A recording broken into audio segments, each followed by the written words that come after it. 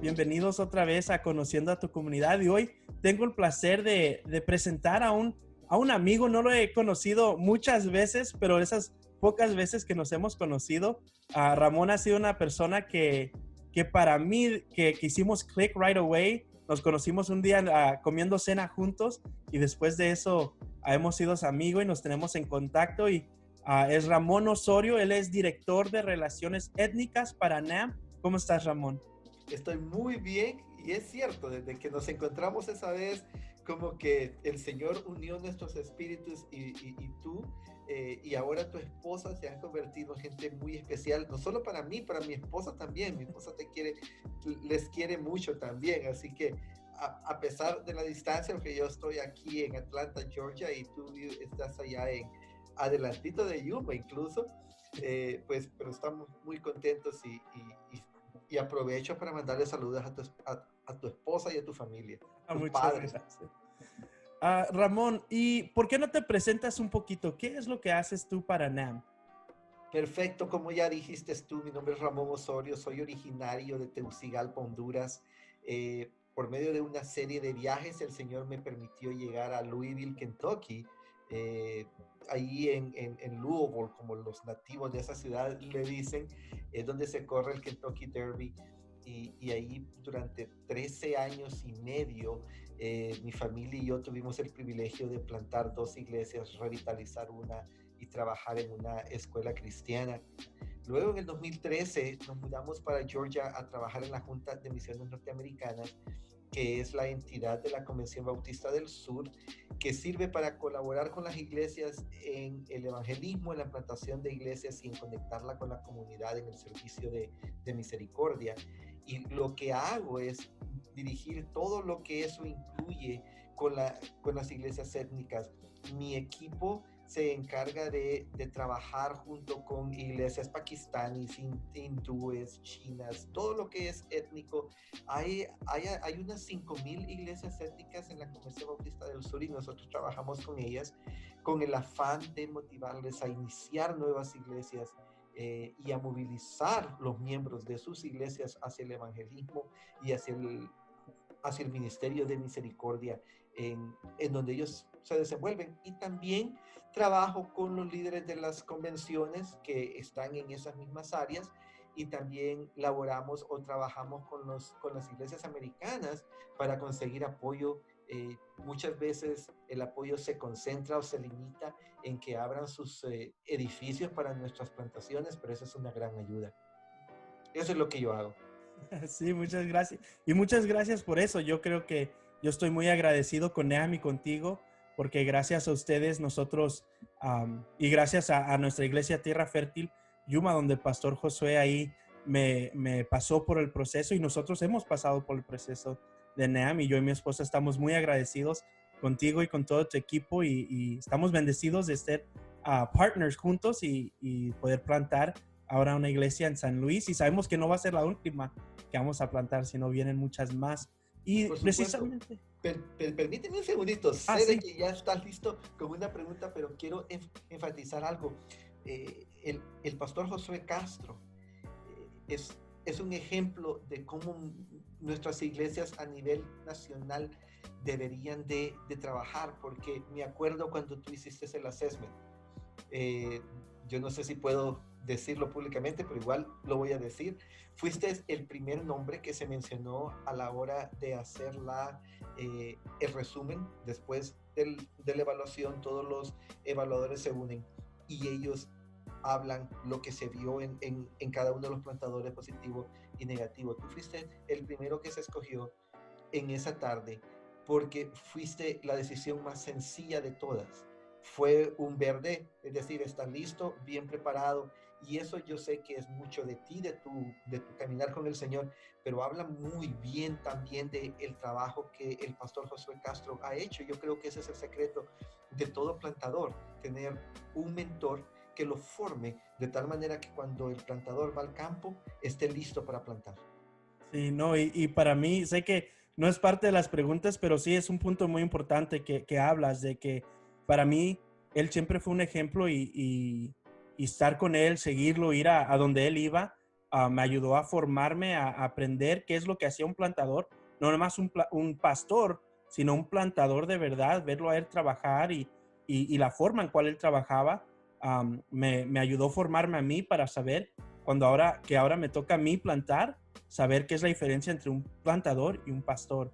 Y gracias por eso y me emociona saber eso y le doy gracias a Dios por todos los mentores que he tenido y todas las personas que nos han ayudado a pasar por este proceso. Y la primera pregunta que te quiero hacer, Ramón, es ya en esta etapa en nuestro estado donde estamos nosotros, en nuestras comunidades, COVID es algo real que está aquí, pero que ya sentimos que pasamos la mayor parte. Por ahorita la gente está regresando a los trabajos, ya los estudiantes están regresando la mayoría a las escuelas y sabemos que hay una normalidad nueva. Entonces, bueno, voy a empezar con esta pregunta y yo creo que es un poco obvia, pero para estar seguros, durante este tiempo, ¿qué debe de hacer la iglesia? La iglesia debe de esperarse y decir, bueno, hasta que saquen una vacuna, regresamos y empezamos a trabajar, o ahorita podemos estar trabajando como iglesias en este momento. No, yo más bien creo que en los momentos de crisis son los momentos donde las iglesias más debemos de brillar. Eso es lo primero. ¿Por qué? Porque nosotros somos la esperanza, somos la luz y somos la contracultura. Porque no solamente estamos experimentando el aspecto de la pandemia, pero a nivel nacional también se está experimentando una división sociopolítica como nunca antes visto en esta nación. Y la iglesia debe de ser la que brille la luz de Cristo, la que muestre el amor de Cristo, la que comunique la reconciliación y la que promueva la justicia en cualquier lado, no importa por dónde corte, pero mantener también la autoridad profética. Entonces, la iglesia no debe de parar. En un sentido, yo creo que los modelos de la iglesia están regresando a lo que eran los modelos del primer siglo. ¿Por qué? Porque por muchos siglos nosotros hemos plantado iglesias en lo que llamamos el modo atraccional, es decir, identificamos una buena comunidad, buscamos un buen sitio y luego atraemos a la gente con buenos programas para que venga. Pero eso demanda que exista confianza en las personas que no nos conocen en llegar. Bueno, la gente que no conoce a Cristo y que no nos conoce a nosotros ha perdido mucha confianza en la iglesia. Entonces, luego está el aspecto de la pandemia. Da miedo ir a cualquier sitio. Yo sé que estamos en una vida más o menos normal. Nosotros aquí en Atlanta regresamos a nuestras iglesias desde junio, pero igual no va todo mundo, hay más cultos de lo normales, se entra con mascarilla, se sale en cierto orden, uno va al restaurante y hay distanciamiento social. Entonces, cuando yo planté, había la oportunidad de acercarse a cualquier desconocido y platicar con esa persona, compartirle un tratado, tocar a la puerta y si te invitaban, pues comías con ellos. Y ahí aprendí a comer picante, porque en Honduras la comida no es picante, y ahí aprendí con los hermanos mexicanos a comer chile toreado y todo lo demás. Entonces, esa realidad, si existe, es muy poco. Entonces, la iglesia tiene que continuar su trabajo, pero la manera de hacerlo es por medio de las personas. Es decir, tú tienes 4 o 5 personas cerca que conoces, que te confían, tú les formas, les preparas. Y estas personas van a ir en sus círculos de influencia, van a contactar a otras personas, quienes en sus círculos de influencia van a contactar a otras personas, y ahí va a ir la multiplicación. ¿Por qué? Porque si es mi primo y lo conozco, lo dejo entrar a mi casa y a él me puede compartir de Cristo. Pero si eres tú y no te conozco, te voy a mantener a distancia, quizás no tanto porque no te quiera, sino porque no sé si tienes COVID, si me vas a traer la enfermedad a la casa. Entonces, La iglesia tiene que continuar predicando el mensaje completo de Jesucristo y la metodología tiene que ser la del Nuevo Testamento, en donde se prepara gente para que haga discípulos, que hacen discípulos, que hacen discípulos, que hacen discípulos. Luego quizás ir organizando grupos en hogares y también ir abriendo los cultos los domingos, pero con todas las medidas de bioseguridad, porque es sentido común también. Sí. No sé si esto comparte contesta tu pregunta, si es más grande de lo que esperabas o si es más corta, pero así es como lo veo yo y así es como he visto muchas iglesias que se están plantando, incluso ahí en Arizona, con algún grado de éxito. No, sí, yo creo que para nosotros es igual la respuesta, ¿no? Me encanta esa respuesta de que en este tiempo no es tiempo que nos quedemos con los brazos cruzados pensando, no, pues ahí cuando se prepare el campo, sino el campo ya está ahí. Como dijiste, en tiempo de crisis es cuando la gente necesita más esperanza y era la segunda pregunta que te iba a hacer y ya la medio contestaste y a lo mejor ahorita la podemos enfocar un poquito más, pero ¿cómo podemos? Porque sabemos que antes, ¿no? Se usaba mucho la técnica de ir puerta en puerta y hay algunas dominaciones, algunas iglesias que todavía prefieren usar ese método. Yo lo que había visto en este tiempo que me he estado preparando es que NAM ha estado cambiando y ha estado entrenando más en evangelismo personal, en un nivel personal, en tener relación con una persona, una amistad, que ellos te conozcan, que haya esa confianza y tú hablarles de Cristo. ¿Por qué? Porque ya conocen tu vida, miran los frutos del Espíritu en ti, miran, esa persona realmente, si me está hablando de esto, yo lo puedo ver en esa persona y no es un extranjero, no es cualquier persona diciéndomelo. Así que, ¿cómo podemos prepararnos? ¿Cómo sabemos con quién debemos de compartir a los que nos rodean? ¿Cómo podemos um, saber si una persona está lista para escuchar? Sí, yo, yo creo, mi hermano, que es importante no escoger un método, sino usar todos los que están disponibles. O sea, que si hay espacio para visitar zonas puerta a puerta, hay que hacerlo. Si hay espacio para una campaña, yo me acuerdo que antes se hacían muchas campañas, hay que hacerlo. Pero ya sea casa a casa, ya sea campaña, la realidad es que cualquier método evangelístico depende de la labor evangelística de cada miembro de la iglesia, de cada cristiano. Porque la labor evangelística no es responsabilidad del pastor, ni es responsabilidad de los evangelistas en la iglesia únicamente. El llamado y la misión evangelística se nos ha dado a todos como cristianos, somos embajadores de Cristo. Lo importante es entender que por qué nuestra gente no está evangelizando. Y hay muchas de esas razones. Hay personas que no están evangelizando porque no son cristianas, están en nuestra iglesia, asisten, son miembros quizás, pero no han recibido a Cristo.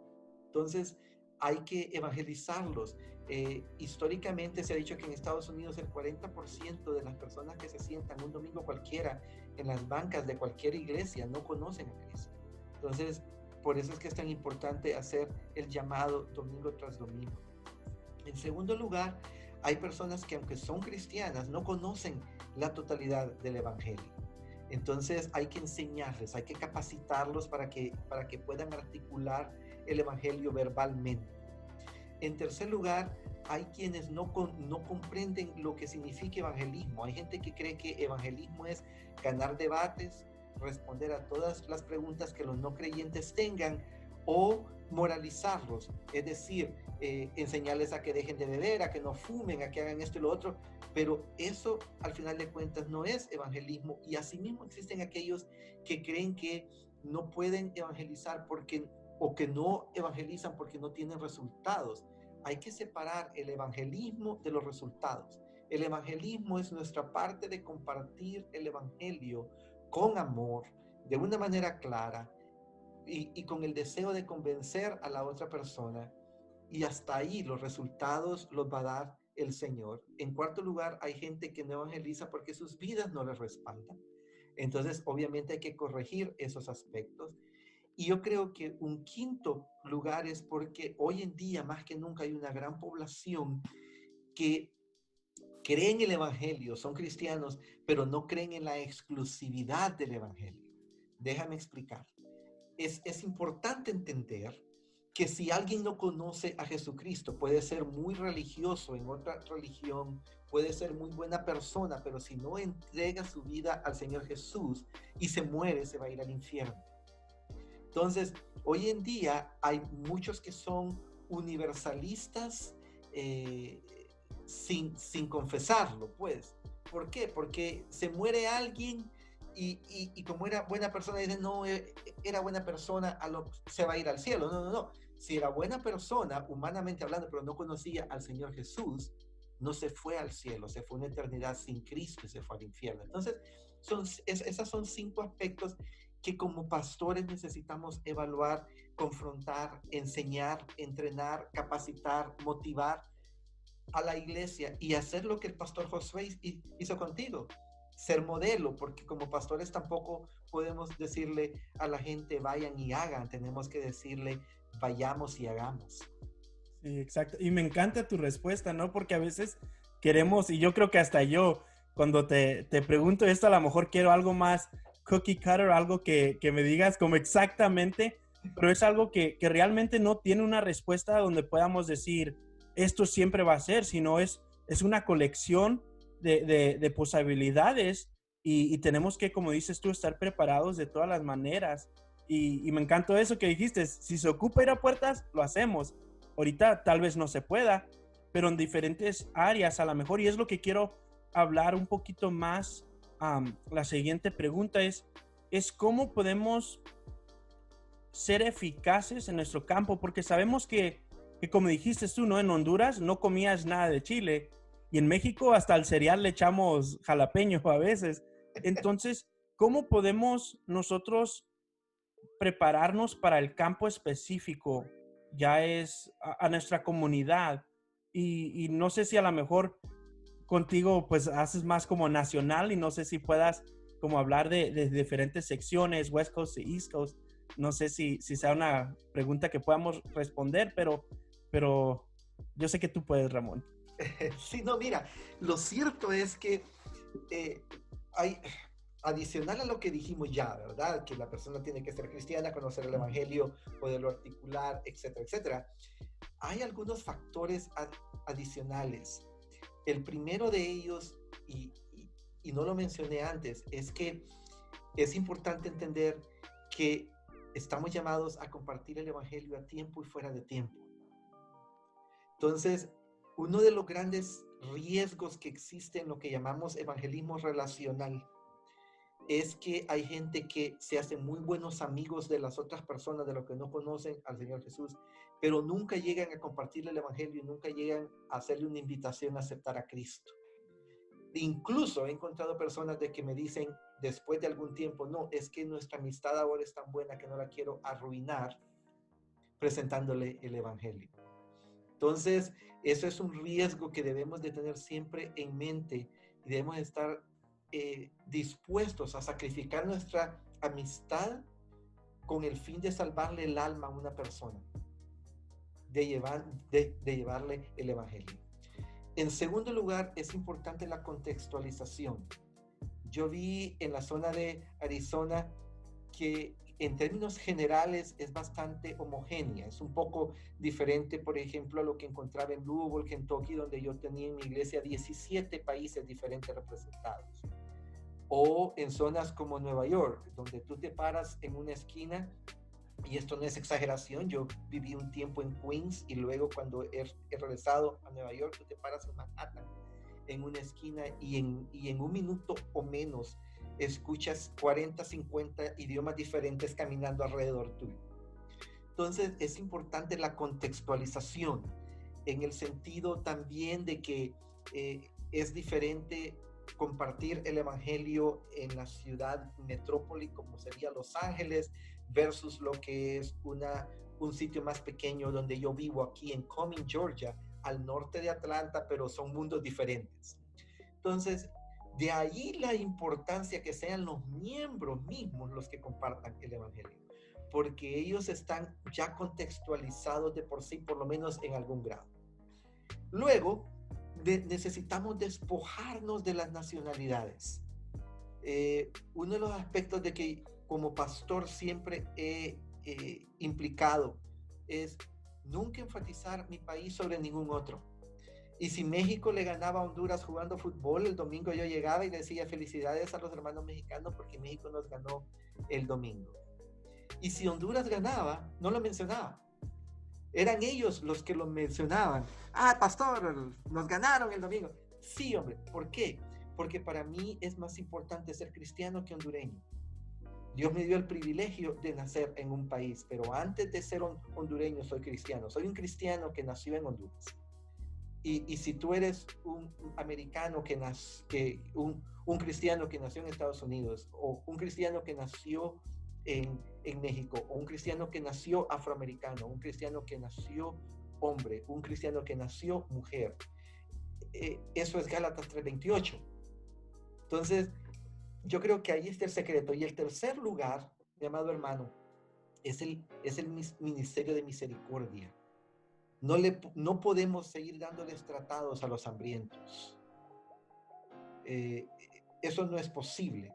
No podemos seguir yendo a evangelizar a las personas sin hogar y dejarlos ahí sin ropa y sin comida. Eso es contrario a lo que Santiago nos dice.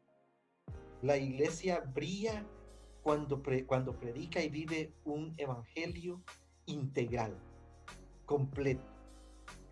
Y eso sí, llegando el momento, hay que compartir el evangelio y hay que hacer la invitación a la gente para venir a Cristo. Con respeto, con mucho tacto, pero hay que hacerlo porque a final de cuentas, ¿de qué nos sirve hacer todo lo que hemos hecho si la gente que debimos haber influenciado se muere sin Cristo? Y yo creo que para mí hay dos cosas que dijiste que quiero brevemente nomás tocar otra vez, y es todo esto. No tenemos que tenerle miedo a los resultados, ¿no? La gente no me está a mí rechazando, sino es Cristo. Entonces yo no soy responsable. Si ellos dicen sí, no fueron mis palabras, sino fueron el Espíritu Santo que los movió a hacerlo. Entonces yo no tomo crédito si ellos dicen que sí, ni tomo crédito si ellos dicen que no. Entonces yo simplemente soy herramienta y tengo que perderle el miedo cuando estoy evangelizando, porque soy herramienta. Entonces la herramienta pues no tiene miedo, sino solamente hace su trabajo. Así que... Eso es cierto, mi hermano. Y quiero interrumpirte un segundito y mencionar algo. Yo sé que el tiempo se nos está yendo, pero a mí me encanta hablar. Y es el hecho que uno tiene de que ver la relación evangelística en una figura más grande. Puede ser que la persona no esté rechazando ni a Cristo en este momento. Puede ser de que la persona tenga dudas que necesitan tratarse. Por eso es que siempre hay que dejar la puerta abierta, nunca hay que cerrarla. Ah, no, ya dijo de que no, una vez, ya no rezo. No. Quizás hacer preguntas, intentar responderlas, no inventarse respuestas, sino ser honesto y decir, ¿sabes qué? Esa es una buena pregunta, no la sé. ¿Qué te parece si buscamos la respuesta juntos? Y luego, de repente te ha pasado. Yo le dije de que no a varias personas que me evangelizaron antes, hasta que por fin llegó alguien y le dije que sí. ¿Pero qué? Cuando yo le dije que sí a esa persona, en primer lugar, como tú has dicho, fue la obra del Espíritu Santo en ese momento, pero también fue Dios usando no solamente a la persona en ese momento, sino usando a todas las demás personas que me hablaron de Cristo y que me mostraron a Cristo en todos los años anteriores.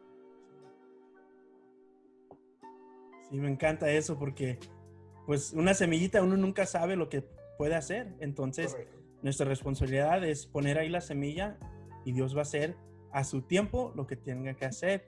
Y la otra cosa que dijiste, que tocaste, es la unidad y que primero somos cristianos. Yo creo que ahorita el modelo de la iglesia tiene que salir y tiene que ser el modelo correcto de la iglesia, donde todos somos un cuerpo, porque ahorita especialmente en nuestro país y por todo el mundo hay división, y a veces hasta ahorita en en la social media es muy difícil tener una opinión sin que alguien quiera dividir algo. Entonces, en la iglesia tiene que ser diferente. Somos cristianos, somos hijos de Dios antes de cualquier cosa. Nada más nos va a salvar solamente Cristo. Entonces, somos hijos de Él antes de cualquier cosa. Y eso es algo tan importante en este tiempo que muchas gracias por recordarnos de eso. Ramón, y por último, voy a hacerte una pregunta y luego dejarte un poquito más de tiempo, pero algo que siempre nos gusta preguntar es, ¿cuál es tu versículo o cuál es un versículo que ha impactado tu vida, que ha cambiado la manera que a lo mejor miras las cosas o algo que te ha tocado en tu corazón? Bueno, hay muchísimos, ¿no? Hay tanta historia ya después de tantos años de estar en Cristo y de predicar y de enseñar y de vivir, pero yo diría que el que sobresale es Romanos 12, versículos 1 y 2. Dice la Escritura: así que, hermanos, os ruego por las misericordias de Dios que presentéis vuestros cuerpos en sacrificio vivo, santo, agradable a Dios, que es vuestro culto racional. No os conforméis a este siglo, sino transformaos por medio de la renovación de vuestro entendimiento, para que comprobéis cuál sea la buena voluntad de Dios, agradable y perfecta. Y podemos pasar años hablando de este texto, pero aquí me ha impactado el énfasis que la base de todo es la misericordia de Dios. Yo solía ser un hombre mundano, a lo máximo, y de ahí me rescató el Señor. Luego, una vez rescatado, hay que entregarle nuestros cuerpos, o sea, la vida completa en un sacrificio vivo al Señor, o sea, dedicarnos, consagrarnos totalmente a Él. Y en tercer lugar, el énfasis de la renovación de la mente. Los cristianos, especialmente aquellos que venimos de tantos países como aquí en Estados Unidos, necesitamos renovar nuestra mente con las Escrituras. Desgraciadamente, hoy más que nunca hay tanto énfasis de los medios sociales, de la televisión, de los políticos de derecha y de izquierda y de tantas cosas que moldean nuestra forma de pensar, pero quien debe de tener la última palabra en cómo pensamos son las Sagradas Escrituras. Y si hay algo en las Sagradas Escrituras que va en contra de lo que los republicanos dicen, o de lo que los demócratas dicen, o de lo que la policía hace, o de lo que los afroamericanos hacen, o de lo que la tradición enseña, o de cómo me enseñó mi papá o alguien más en cuanto a cómo tratar a la esposa, ese bagaje de ideas que no son bíblicas deben de ser sacadas de nuestra mente y confrontadas con la realidad de la Escritura, y luego de esa manera es como vamos a experimentar la voluntad de Dios en nuestra vida. No es nada mágico, no es nada místico, es algo diario, práctico, pero que las Escrituras deben de no solamente informar, sino formar cómo pensamos, cómo sentimos y cómo actuamos. Y ese es un proceso de toda la vida. Así que ese es mi texto favorito y por eso es mi texto favorito. Creo que voy a hacer eso un quote y lo voy a poner aquí enseguida. Captain America: no solamente informar, sino formar. Me encantó eso, Ramón, y es algo muy, muy, yo creo que muchos de nosotros lo sabemos, pero si lo hacemos es algo muy diferente y tenemos que estar haciéndolo, siendo moldeados por Él, y muchas gracias por eso. Ramón, ¿hay algo más que quieras hablar sobre lo que hemos estado hablando? Un consejo que yo quiero poner allá afuera, creo yo que es relevante hoy más que nunca. No usemos los medios sociales para ofender ni para pelear. No demonicemos a la gente que piensa diferente de nosotros y no ataquemos a aquellos que simplemente tienen ciertas opiniones simplemente porque no piensan como nosotros. O sea, calmémonos, pensemos antes de escribir lo que tengamos que escribir, y una vez más, informémonos del mundo alrededor, pero dejemos que sea la palabra la que nos forme, porque si seguimos con esa línea de palabras, solamente así seguiremos siendo transformados a la imagen de Cristo. Sí, Entonces, eso sería. muchas gracias por ese consejo, algo muy importante ahorita. Y Ramón, algo que nos gusta hacer en este programa, porque yo como plantador de iglesia sé que hay personas orando por mí y me encanta saber que hay personas orando por mí, pero queremos poder orar por ti. ¿Cómo podemos orar por ti y orar por el ministerio en cual tú sirves? Bueno, en este momento, con todo lo de la pandemia, hay una reorientación completa de lo que se ha hecho. Estamos hablando de octubre del 2020, por si acaso alguien nos mira mucho más adelante. Así que en ese tiempo estamos reorientando eso y si pueden orar por dirección, no solamente para mí, sino para mis líderes en el proceso de reorientación de todo el ministerio para readecuarnos a la nueva realidad, pero entendiendo que la misión se sigue moviendo hacia adelante y que no hay manera de detener a la iglesia y la misión de Dios. Que Dios está con nosotros, solamente queremos estar en sintonía con Él, moviéndonos donde Él ya se está moviendo.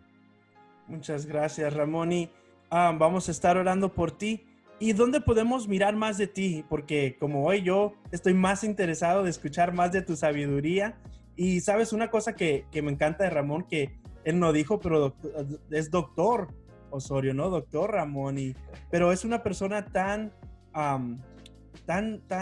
humilde, que no se trata de títulos para Ramón, sino a él le encanta compartir con las personas y yo admiro eso de ti, Ramón. Pero ¿dónde podemos buscar? ¿Dónde podemos mirarte un poco más? ¿Dónde podemos mirar un poco más de NAM? Si alguien está interesado en eso. Gracias. Sí, yo creo que el título que debemos de buscar todos es cuando lleguemos al cielo y que el Señor nos llame siervos inútiles. Eso es lo único. Luego, en NAM, ustedes pueden entrar a nam.net. Eso se escribe N-A-M-B. N de no, A de Armando, M de mamá, B de bueno, .net. NAM.net, ahí tienen mucha información y muy pronto estamos saliendo ya con una página 100% en español. Y luego estoy en Facebook como Ramón Osorio y tenemos un grupo especial que se llama Punto de Encuentro. Entonces en Facebook también. Casi no hago Twitter, estoy en Twitter como Ramón Oso, pero no hago mucho Twitter precisamente porque si no tengo nada que decir, mejor no digo nada. Así que ahí van a ver muchos videos y sé que anteriormente en la iglesia La Respuesta hay algunos de mis sermones por ahí. Ok, muchas gracias, Ramón. Ha sido una bendición tenerte aquí con nosotros. Gracias por tomar tu tiempo y bueno, iglesia, nos despedimos y nos miramos a la siguiente. ¿Me puedes decir algo? También estamos con Lifeway Equipa en un podcast que se llama Equipados. Perdón que te agregué algo después de la despedida. En mi podcast no me gusta, pero es mejor dar la información que no darla. No te preocupes, entonces hay que hacer algo nuevo, Ramón. Tú mejor despide a la gente y de ahí ya paramos. ¿Quieres tú dar la despedida? Hasta la próxima, hermanos. Que Dios les bendiga y adelante con el Señor.